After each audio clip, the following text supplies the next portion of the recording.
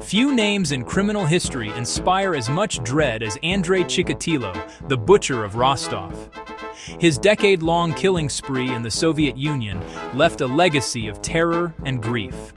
Chikatilo murdered at least 52 victims, each crime more brutal than the last. He was a predator hiding in plain sight, blending into society while preying on the vulnerable. The fear he created was a chilling reminder that evil can wear a familiar face.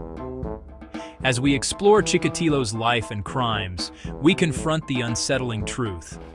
Sometimes monsters walk among us. Andrei Chikatilo's childhood in 1930s Ukraine was shaped by famine, war, and relentless hardship. Born into a world already scarred by the devastating Holodomor famine, his earliest memories were of hunger and fear. The land around him was barren, the people gaunt and desperate, and survival was a daily struggle. Even as a young child, Chikatilo witnessed the suffering of his family and neighbors, their faces etched with worry and exhaustion. Hunger and whispered tales of cannibalism haunted his early years, leaving deep psychological scars. Food was so scarce that every meal was a reminder of what was missing, and the constant threat of starvation loomed over his childhood. The stories he heard at night, of neighbors driven to desperate acts, would linger in his mind for years to come. His father's capture during World War II brought shame, while his mother's harsh discipline added to the turmoil. The war not only took away what little security the family had, but also left Chikatilo feeling isolated and vulnerable.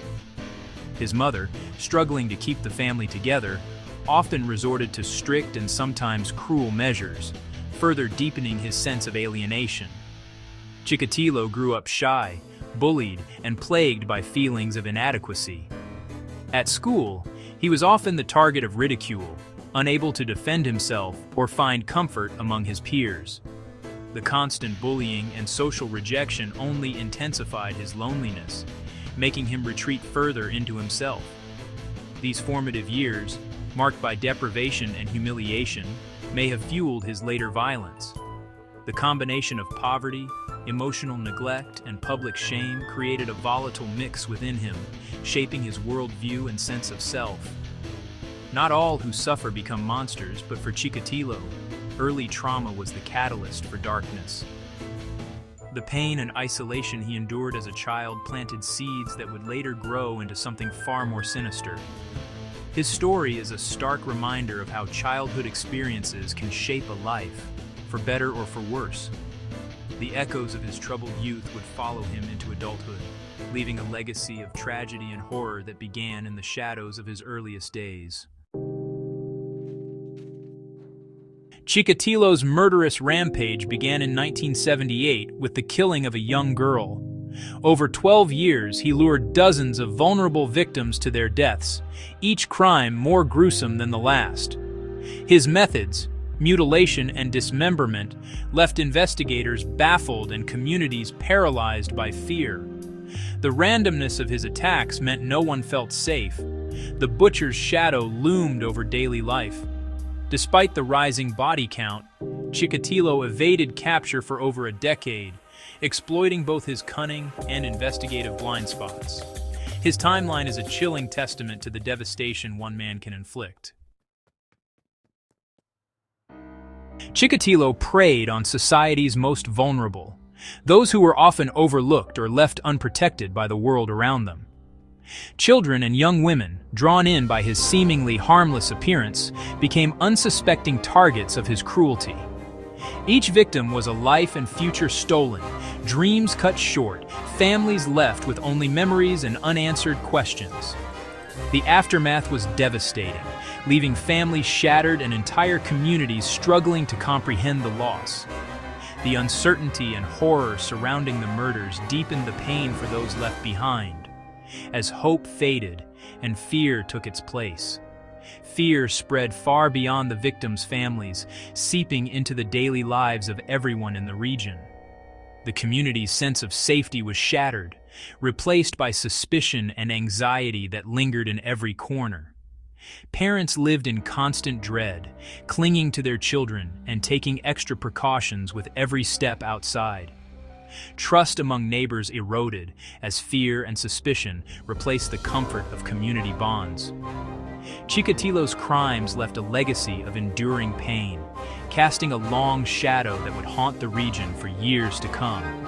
Each memorial, each candle, stands as a stark reminder of the human cost of violence and the lives forever changed. Each victim was more than a statistic. They were beloved children, siblings, and friends, cherished by those who knew them. Their absence is deeply felt, a void that can never truly be filled, and a tragedy that continues to echo through time. The investigation into Chikatilo's crimes was plagued by missteps and denial. Soviet authorities refused to admit serial killers could exist in their society, slowing the response and misdirecting resources. Early on, an innocent man was wrongfully executed, diverting attention from the real killer. Reliance on forced confessions led to further errors, allowing Chikatilo to continue his spree. Despite these setbacks, determined investigators eventually broke through the bureaucratic inertia. The case stands as a cautionary tale about the dangers of denial and the need for adaptability in law enforcement. Chikatilo's capture in 1990 was the result of persistent police work and a crucial observation at a train station. Suspicious behavior and forensic evidence finally linked him to the murders. Modern forensic techniques, especially blood analysis, were key to securing his conviction. His arrest brought relief to a terrorized community, but the investigation was far from over. Authorities painstakingly pieced together the full extent of his crimes. The perseverance of investigators ended a nightmare and began the process of healing. The case underscored the vital role of forensic science in modern justice. Chikatilo's 1992 trial was a national spectacle, exposing the full horror of his crimes. His bizarre courtroom behavior only underscored the depravity behind the murders. Overwhelming evidence led to a swift guilty verdict and a death sentence. Chikatilo's execution in 1994 marked the end of a dark era, offering closure to grieving families.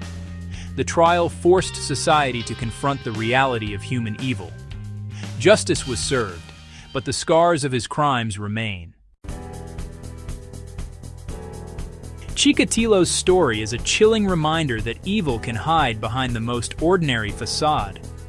In the midst of everyday life, among the bustle of city streets and the routines of daily existence, darkness can lurk where we least expect it. The face of a monster is not always obvious. Sometimes it is hidden behind a mask of normalcy, blending seamlessly into the crowd. To those around him, he seemed unremarkable, just another face in the sea of people, unnoticed and unremarked upon, until the horrifying truth emerged and shattered the illusion of safety. His ability to blend in allowed him to evade suspicion for years, highlighting the deceptive nature of human evil. It is a sobering thought that someone capable of such atrocities could walk among us, undetected, shielded by the very ordinariness that should have made him safe. The impact of his crimes lingers, a scar on the collective memory and a warning about the fragility of safety. Communities still mourn, and the echoes of his actions serve as a constant reminder that vigilance is never wasted. His case underscores the need for vigilance and awareness in our communities. It calls on us to look out for one another, to trust our instincts, and to never take our security for granted. The resilience of survivors and the pursuit of justice stand as testaments to human strength. In the face of unimaginable horror, people found the courage to come together, support each other, and demand accountability. The legacy of the Butcher of Rostov endures, a haunting chapter in criminal history that continues to fascinate and disturb, reminding us of the darkness that can exist within humanity and the enduring light of those who refuse to be broken by it.